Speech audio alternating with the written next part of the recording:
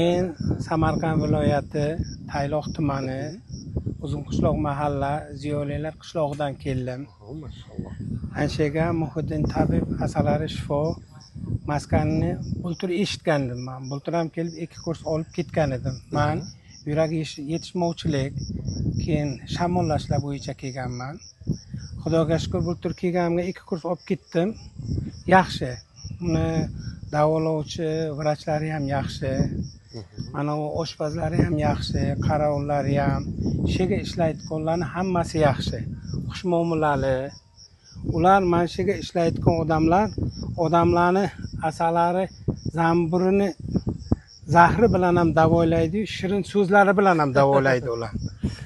Mana bu yerga havola toza, 4 tomon ko'k yam-yashil, 3 tarafi tog'lar bilan o'ralgan. Ob-havosi ham toza ob-havo. Mana shu ob-havosi ham Xudoga shukr odamlarga shifo beradi. Mana asali shifo deymiz-ku, zahrini undan ham shifo ekan. Mana shega Hoji akamiz Muhiddin tabib mana shu maskanning ochganlariga juda katta ish qilgan.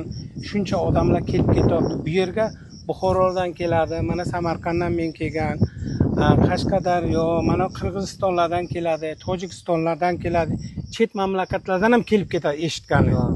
Lekin shifosi yaxshi, effekti juda yaxshi. Mana bultur kelib shifo topib ketganim uchun 7 oymi 8 oy bo'ldi. Bu mazam bo'lmagan edi, bu maslahat qildim, keling dedilar. Mana keldim, 1-kursda 5-kuni. 2 kundan keyin tugaydi-yu, birdaniga 2 kun dam olib, 7 kundan 4 kurs nasib bo'lsa olib ketaman. Olib keyin ketasiz. Olib bo'lib keyin ketaman nasib bo'lsa. Maşallah.